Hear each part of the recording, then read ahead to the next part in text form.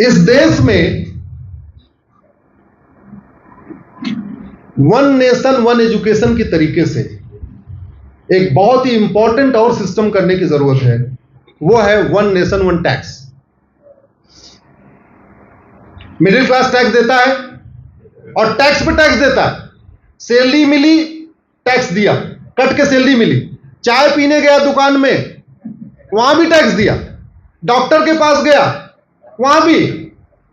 सब्जी खरीदा, कपड़ा खरीदा, कुछ भी खरीदा, हर जगह कहीं जीएसटी दे रहा है, कहीं वैट दे रहा है, कुछ न कुछ दे ही रहा है। Tax on tax, tax on tax. व्यापारी tax on tax, middle class tax on tax. Chanakya के समय में भारत की जीडीपी दुनिया की 38% से 40% के बीच में वेरी करती थी। जब तक चंद्रगुप्त का राज्य था, तब तक भारत की जीडीपी दुनिया की 38 to 40% थी। कभी 38%, कभी 40%। कुछ लोग सोचते होंगे कि पहले जीडीपी कैलकुलेट नहीं होती थी। उनको बताता हूं, सिस्टम अलग था, कैलकुलेट होती थी। अभी टाइम नहीं उसको एक्सप्लेन करने का। उस समय भारत में वन नेशन वन टैक्स था। राम के समय भारत में वन नेशन वन टैक्स था। कृष्ण के समय भारत में वन नेशन वन टैक्स था।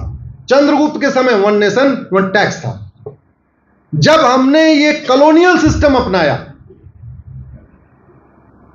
और टैक्स ऑन टैक्स शुरू किया और टैक्स को कलेक्ट करने के लिए कलेक्टर यहां बनाए, जिसको कलेक्टर कहते हैं, एक्चुअली वो कलेक्ट करने वाला है। क्या कलेक्ट करने वाला? टैक्स। जब यहां पे ये मैकाले ने कॉलोनियल सिस्टम एस्टेब्लिश किया, उसके बाद tax tax tax tax, road tax, toll tax, registration tax, vehicle tax, गाड़ी खरीदते समय भी टैक्स। एक बार रोड टैक्स दे दिया, उसके बाद सड़क बननी हुई, सड़क बन गई, फिर से उस पर toll tax, tax tax tax. मैं कहता हूं भारत में इन सारे टैक्स की जरूरत ही नहीं है। कुछ लोगों को लग रहा होगा बहुत अप्रत्याशित कह रहे हैं, मैं कैलकुलेशन के साथ कह रहा हूं। न जीएसटी की जरूरत है, न इनकम टैक्स की जरूरत है, न टोल टैक्स की जरूरत है, न रजिस्ट्रेशन टैक्स की, किसी भी टैक्स की जरूरत नहीं। और सरकार को डबल फायदा, यह भी गारंटी बताता हूं। अभी जितना मिलता है, इनकम टैक्स से 12 लाख करोड़ आता है। मैं कह रहा हूं जीएसटी से 35 लाख करोड़ आता है। 35 12 47, लगभग 50 लाख करोड़ आ रहा है। सारे टैक्स खत्म कर दें, भारत को लगभग 90 लाख करोड़ मिलेगा। केवल इतना करना है, थोड़ा टफ डिसीजन लेना पड़ेगा। हां, पॉलिटिकल पार्टियों की दुकानें बंद हो जाएंगी। वन नेशन वन टैक्स के बाद भारत में शायद 2 या 3 पॉलिटिकल पार्टी बचेगी। वन नेशन वन टैक्स के बाद लोग पॉलिटिक्स में जाना छोड़ देंगे, जाएंगे ही नहीं। जो अभी इतनी मारामारी है ना, जाएंगी नहीं। वन नेशन वन टैक्स के बाद आप किसी को पैसा ऑफर करोगे, बोले नहीं हम तुम्हारा काम कर देंगे, जाओ, हमें नहीं चाहिए, ये बवाल नहीं पालना मुझे। क्या करना है? अभी मैंने 2000 के नोट चैलेंज किया था, पता ही आप लोगों को आइडिया है नहीं आइडिया? जब 2016 में 2000 की नोट आई थी, सबसे पहले मैंने इसको चैलेंज किया था और सरकार ने वापस ले लिया उसको।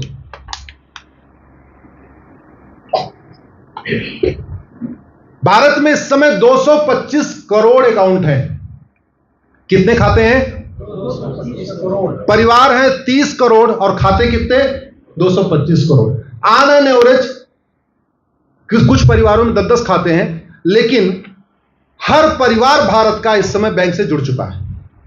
48 करोड़ तो जनधन खाते हैं। इसके लिए प्रधानमंत्री जी को धन्यवाद देना चाहिए कि उन्होंने अब वन नेशन वन टैक्स का एक फीड तैयार कर दिया।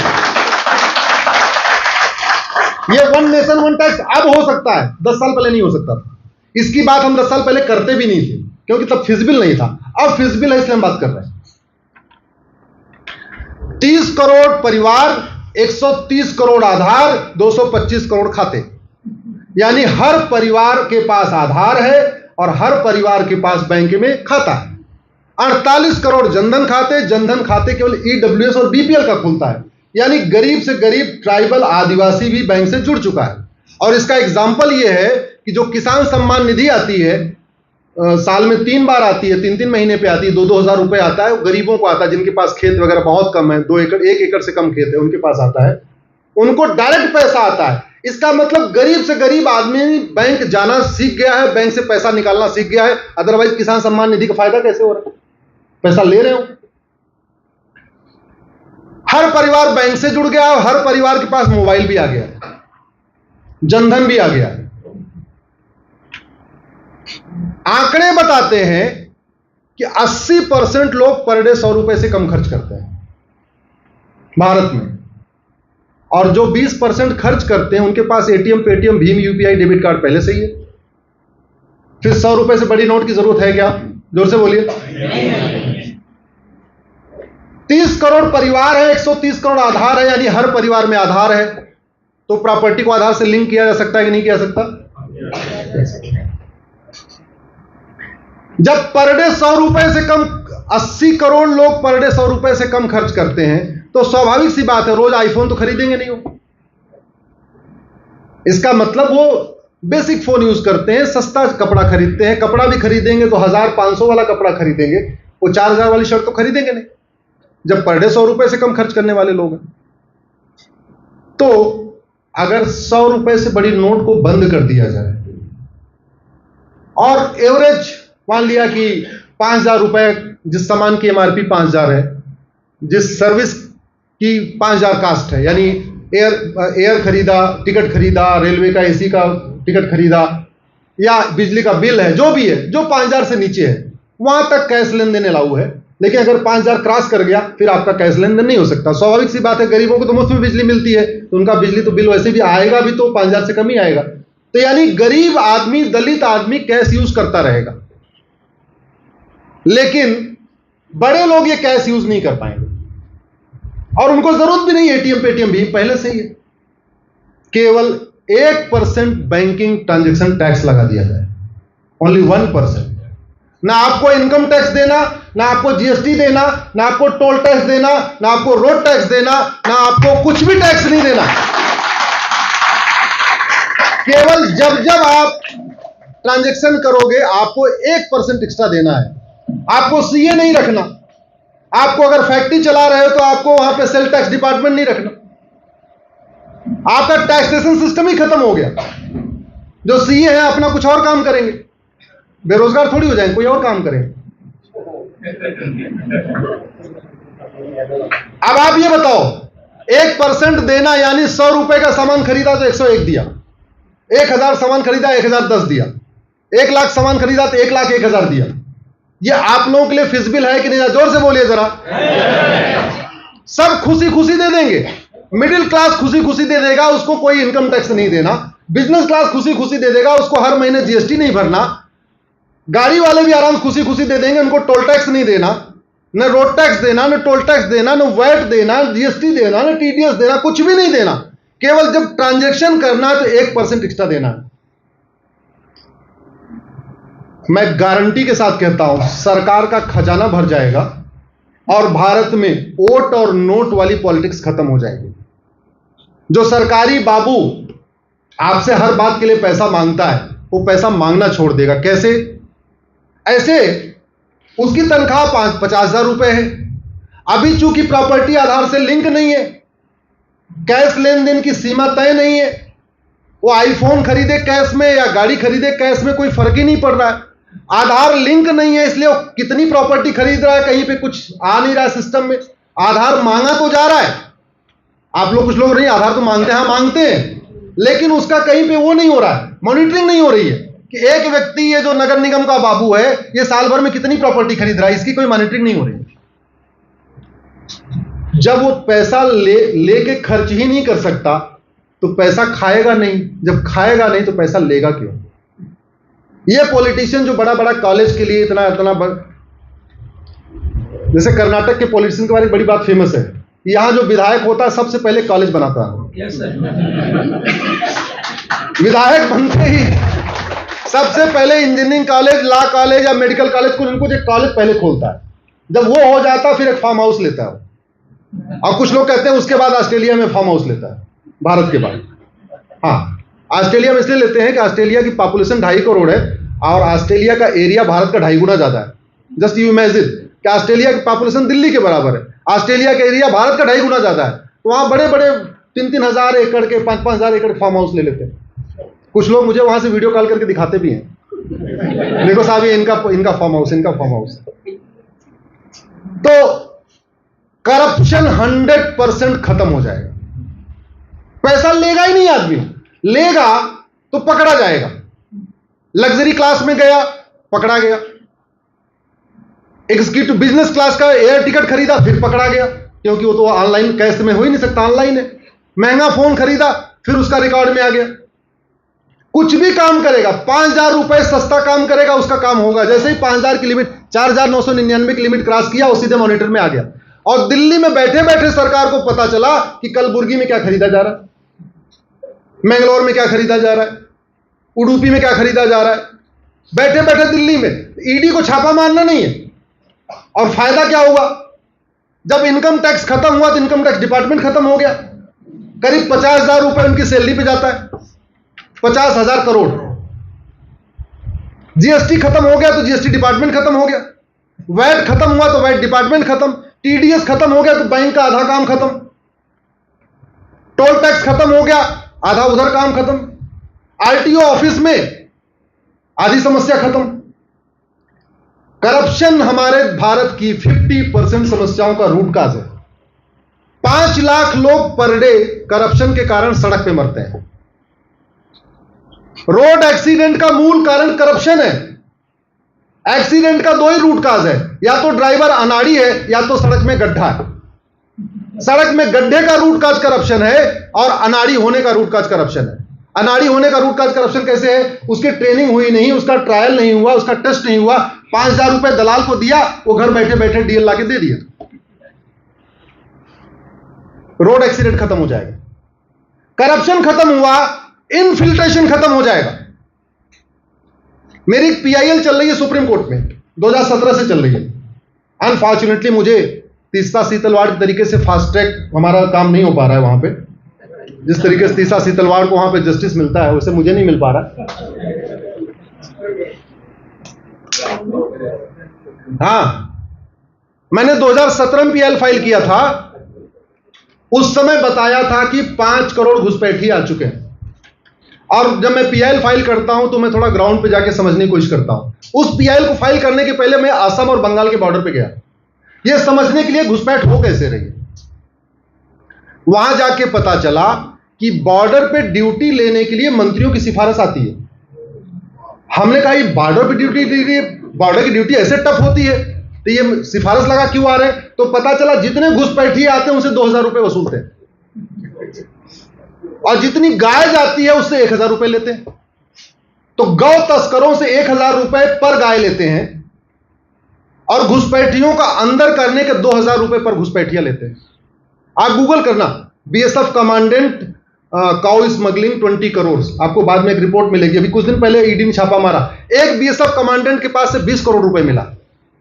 और पैसा क्या था? घुसपैठियों को अंदर कराने का और गाय को बाहर ले जाने का।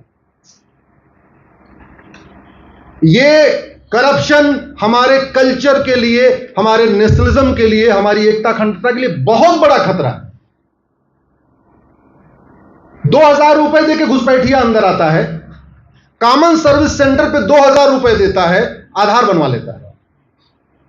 जब 2,000 में एक डॉक्यूमेंट तैयार हुआ, पटवारी को पकड़ता है, लेखपाल को 2,000 रुपए देता है, गरीबी रेखा से नीचे वाला राशन कार्ड बनवा लेता है। जब 2 डॉक्यूमेंट हुआ, नगर निगम के दलाल को पकड़ता है, 2,000 रुपए देता है, बर्थ सर्टिफिकेट बनवा लेता है।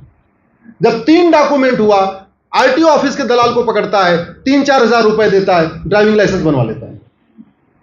जब 4 डॉक्यूमेंट हुआ और इधर तब तक इलेक्शन आ गया, तो इलेक्शन के टाइम में ये नगर निगम में जो ये क्या बोलते हैं, चुनाव लड़ते हैं, या ग्राम प्रधान का चुनाव लड़ते हैं, प्रधान, पार्षद, विधायक जो बनना चाहते हैं, वो उनका वोटर आईडी बनवा लेते हैं। जितने कागज घुसपैठियों के पास है उतने कागज भारतीयों के पास नहीं। बहुत सारे घुसपैठियों ने तो बाकायदा पासपोर्ट तक बनवा लिया। करप्शन खत्म हो जाएगा। वो बीएसएफ वाला कमांडेंट अभी 20 करोड़ हजम कर सकता है, फ्लैट खरीद के, फार्म हाउस खरीद के, आईफोन खरीद के, मर्सिडीज खरीद के। लेकिन जैसे ही ये हो गया कि 5,000 रुपए से ऊपर कैश ट्रांजैक्शन हो ही नहीं सकता, तो वो बीएसएफ का कमांडेंट 20 करोड़ लेकर क्या करेगा? कहीं भी खर्च करना जाएगा। आजकल तो शर्ट भी 8,000 की आती है, अगर वो महंगी शर्ट खरीदेगा तो भी पकड़ में आ जाएगा। इसलिए कह रहा हूं रिवर्स इंजीनियरिंग करनी पड़ेगी। नैतिकता सिखा सिखा के करप्शन खत्म नहीं हो सकता। लोगों को पढ़ा के, समझा के, धार्मिक शिक्षा दे के, अगर नैतिकता शिक्षा के सिखाने से करप्शन खत्म होता तो सबसे ज्यादा महामंडलेश्वर भारत में ही है, सबसे ज्यादा राम कथा करने वाले भारत में ही है, सबसे ज्यादा कृष्ण कथा करने वाले भारत में ही है। राम की धरती भारत है, कृष्ण की धरती भारत है, महावीर की धरती भारत है, महावीर जैन की धरती भारत है, शंकर जी की धरती भारत है, बसवा प्रभु की धरती भारत है, इतने महान लोग, विवेकानंद की धरती भारत है, रामकृष्ण की धरती भारत है। करप्शन कम हुआ क्या? इसका मतलब नैतिकता सिखा करप्शन खत्म नहीं हो सकता। करप्शन खत्म करने के लिए वन नेशन वन एजुकेशन, जिसमें प्राइमरी में ही उसको वेद पुराण गीता रामायण पढ़ाया गया, उससे थोड़ी नैतिकता आई। और फिर वन नेशन वन टैक्स, लेना चाहे तो भी ना ले पाए। समान शिक्षा के द्वारा उसमें वैल्यूज डाला, इथोस डाला, संस्कृति सिखाया, और फिर व्यवस्था ऐसी कर दिया रिवर्स इंजीनियरिंग के द्वारा, चाह के भी नहीं ले सकता। मैं गारंटी के साथ कहता हूं, करप्शन खत्म हो जाए, घुसपैठ खत्म हो जाएगी, करप्शन खत्म हो जाए, धर्मांतरण खत्म हो जाएगा। मेरी पीएल धर्मांतरण पे भी चल रही है सुप्रीम कोर्ट में। 10-10 लोग हमारी पीआईएल का विरोध करने के लिए आए हुए। आप कल्पना करिए, जिस दिन हमारा मैटर लगता है, एक तरफ मैं रहता हूं, एक तरफ 10 लोग खड़े हो जाते हैं, और जो 10 लोग खड़े होते हैं उसमें कोई भूतपूर्व वित्त मंत्री है, कोई गृह मंत्री है, कोई कानून मंत्री भी है। क्यों खड़े हो रहे? पैसा आ रहा। वन नेशन वन टैक्स लागू किया, फॉरेन फंडिंग खत्म हुई, फॉरेन फंडिंग खत्म हुई, कैश फ्लो खत्म हुआ, कैश फ्लो खत्म हुआ, वो विरोध करने नहीं आएंगे, क्योंकि हम तो फ्री में जाते हैं, वो पैसे के लिए आते हैं। एक कहावत है ना, आपको जंग जीतनी है तो 2 तरीका है, हमारे पास अच्छे हथियार हों और दुश्मन की रसद काट दिया जाए, सप्लाई काट दिया जाए। यही सिस्टम है ना। आप दुश्मन का सपोर्ट सिस्टम काट दीजिए, उसकी जो फीडिंग हो रही है वो काट दीजिए। सभी देश विरोधी कार्यों की फंडिंग होती है, कुछ की एफसीआरए से होती है, कुछ की हवाला से होती है, अल्टीमेटली कैश में ही होती है, बैंक के थ्रू नहीं होती। माओवादियों की फंडिंग कैश में होती है, नक्सलियों की फंडिंग कैश में होती है, जिहादियों की फंडिंग कैश में होती है, धर्मांतरण कराने वाली मिशनियों की फंडिंग कैश में होती है, जो कश्मीर में अलगाववादी हैं उनकी फंडिंग कैश में होती है, नॉर्थ ईस्ट के अलगाववादियों की फंडिंग कैश में होती है। अभी जो मणिपुर चल रहा है,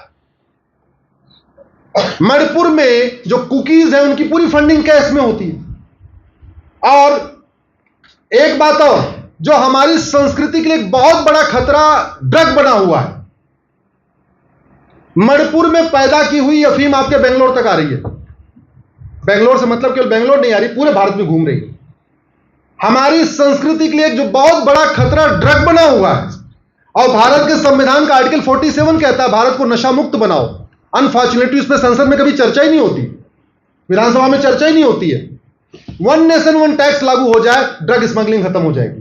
तो वन नेशन वन टैक्स से घूसखोरी खत्म होगी, वन नेशन वन टैक्स से जमाखोरी खत्म होगी, वन नेशन वन टैक्स से मिलावटखोरी खत्म होगी, वन नेशन वन टैक्स से कालाबाजारी खत्म होगी, वन नेशन वन टैक्स से आपकी सोना तस्करी खत्म होगी, वन नेशन वन टैक्स से किडनैपिंग बंद हो जाएगी। किडनैपिंग जो पैसा लिया जाता है वो कैश में लिया जाता है, बैंक में ट्रांजेक्शन नहीं कराया जाता। वन नेशन वन टैक्स से ह्यूमन ट्रैफिकिंग खत्म होगी, ह्यूमन ट्रैफिकिंग का सारा जो धंधा कैश में चलता है। वन नेशन वन टैक्स से माओवाद खत्म होगा, वन नेशन वन टैक्स से नक्सलवाद खत्म होगा, वन नेशन वन टैक्स से धर्मांतरण खत्म होगा, वन नेशन वन टैक्स से जिहाद भी काफी हद तक कम हो जाएगा। इसलिए मैं आप सबसे निवेदन करता हूं, वन नेशन वन टैक्स के बारे में जागरूकता फैलाइए, बहुत जरूरी है भारत की संस्कृति के लिए, हमारी सुरक्षा के लिए, हमारे आने वाली जनरेशन के लिए। एक बात कह के अपनी बात खत्म कर रहा हूं, आज के आपके फेवरेट नेता आज भी आपका घर बचाने नहीं आएंगे अगर आपके घर में आग लग जाएगी तो। न कश्मीर में कोई बचाने आया, न मणिपुर में कोई बचाने आया, न बंगाल में कोई बचाने आया, न केरल में कोई बचाने आया। लेकिन आज का बनाया हुआ अच्छा कानून 25 साल के बाद आपके बच्चों को बचाएगा, यह मैं गारंटी लेता हूं। भारत की 50% समस्याओं का रूट काज करप्शन है।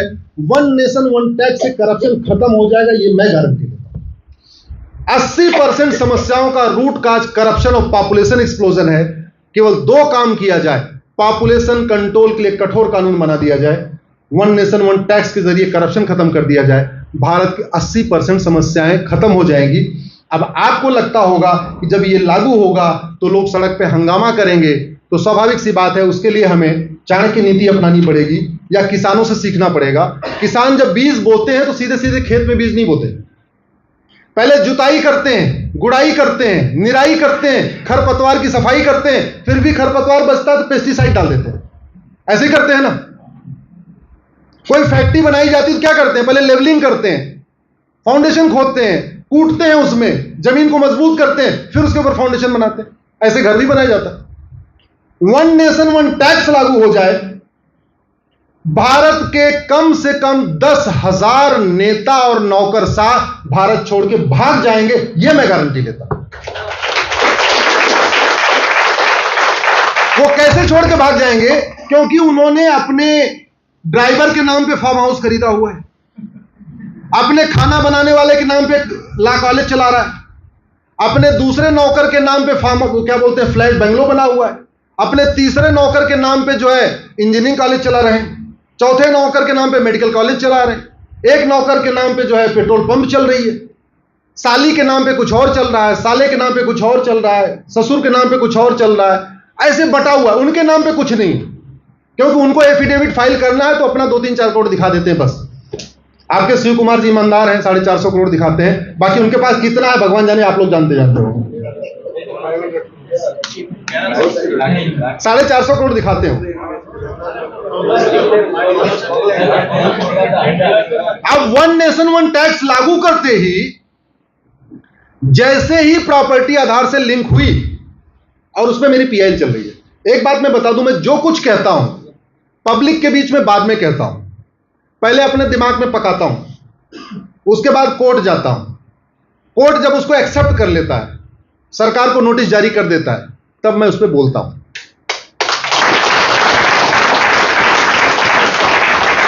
वन नेशन वन टैक्स हमारी पिटीशन एडमिट हो गई है, सरकार को नोटिस हो चुका है। वन नेशन वन एजुकेशन हमारी पिटीशन एडमिट हो चुकी है, सरकार को नोटिस हो चुका है ऑलरेडी। अब कुछ लोग पूछते हैं आपकी पिटीशन 150 हो गई तो इसमें हो क्या रहा है? आपको बता दूं कि पिछले 10 साल में लगभग 1,500 कानून खत्म हुए अंग्रेजों के, खत्म हुए ना। मैं पिछले 10 सालों से अंग्रेजी कानून जलाता हूं हर साल होली के दिन। मैं 1950 के पहले बने कानूनों को होली के दिन, पहले अभी तो काफी लोग मिल जाते हैं, पहले मैं अकेले अपने छत पे जला लेता था, जला के उसका वीडियो रिलीज कर देता था। मैं ये नहीं कह रहा हूं मेरे जलाने से प्रधानमंत्री जी ने 1500 कानून खत्म किए, लेकिन 1500 कानून खत्म हुए हैं, उन्होंने क्यों खत्म किया वो जाने। मेरी पीआईएल के बाद लगभग 25 कानून बने हैं, कुछ बन गए हैं, कुछ का बिल इंट्रोड्यूस हो चुका है। जैसे भारत में लड़कियों की शादी की उम्र 9 साल भी है, पहले लोगों को नहीं पता था। मैंने जब 2018 में पीआईएल फाइल किया कि भारत में लड़कियों की शादी की उम्र 9 साल भी चल रही है, सरकार ने जब नोटिस इशू किया, कोर्ट ने नोटिस इशू किया, सरकार को जब नोटिस गया तब उनको लगा अच्छा 9 साल भी चल रही है। जानते हैं क्यों नहीं पता है? क्यों?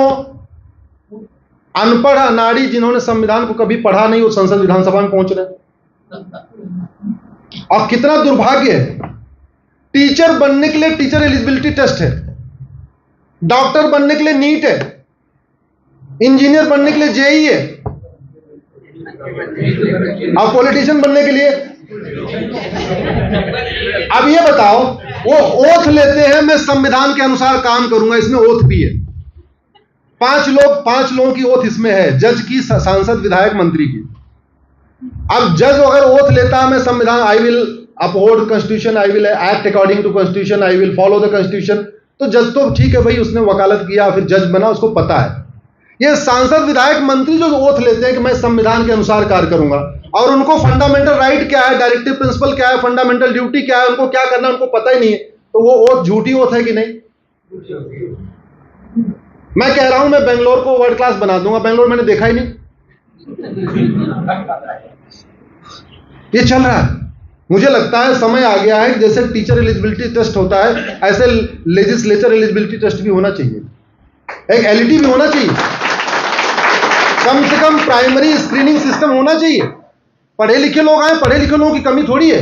और संविधान बन रहा था, उसमें चर्चा भी हुई थी, बाबा साहब अम्बेडकर का खुद भी कहना था, अलादी कृष्ण अय्यर भी चाहते थे कि minimum qualification maximum age limit की जाए इसमें, लेकिन उस समय वो प्रस्ताव इसलिए रह गया क्योंकि बहुत सारे हमारे फ्रीडम फाइटर्स 8वीं के बाद अपनी पढ़ाई छोड़ चुके थे, वो फ्रीडम स्ट्रगल में लग गए, उनकी पढ़ाई छूट गई थी, तो इसलिए मिनिमम क्वालिफिकेशन नहीं आया। दूसरा, मैक्सिमम एज लिमिट इसलिए नहीं आ पाया कि बहुत सारे लोगों ने अपनी पूरी जिंदगी ना फ्रीडम स्ट्रगल में लगा दिया, तो कुछ लोग 70-75 साल के हो चुके थे, तो मैक्सिमम एज लिमिट भी नहीं आई। लेकिन उस समय संविधान सभा में कहा गया था कि आने वाले टाइम में पार्लियामेंट कानून बना के minimum qualification maximum age limit set करेगी। अनफॉर्चुनेटली हम उसको नहीं किया। अगर हमने मिनिमम क्वालिफिकेशन किया होता, एक स्क्रीनिंग क्राइटेरिया किया होता, हम कहते हैं और कुछ नहीं, कम से कम फंडामेंटल राइट डायरेक्टिव प्रिंसिपल पे टेस्ट लिया होता, पढ़े लिखे लोगों को भेजा होता, बड़ी अच्छी बात है। क्या है कि ये चूंकि अनपढ़ आ जाते हैं, तो जो आईएएस ऑफिसर उनका बड़ा मजाक उड़ाते हैं, सामने सरसर करते रहते हैं, अब पीछे जाके मसे अनपढ़ आदमी है, मौज में सब उसकी मजाक उड़ाते हैं, सामने सरसर करते रहेंगे। अल्टीमेटली उनके जितने पीए वो सारे आईएएस हैं, मंत्रियों के पीए सारे आईएएस होते हैं, अब वो आईएएस क्वालिफाई करके आए होते हैं, अच्छे टैलेंटेड तो होते हैं, आईएएस क्वालिफाई करना आसान तो है नहीं। अब वो मंत्रियों को घुमाते भी रहते हैं और बाद में कहते हैं बेवकूफ है, अनाड़ी आदमी है। One nation one education, one nation one tax code, ये दो चीज हो जाए, भारत का बहुत कल्याण होगा। आप लोग इतनी देर में सुना, मैंने समय से ज्यादा अपना समय ले लिया, उसके लिए मैं आपको धन्यवाद देता हूं।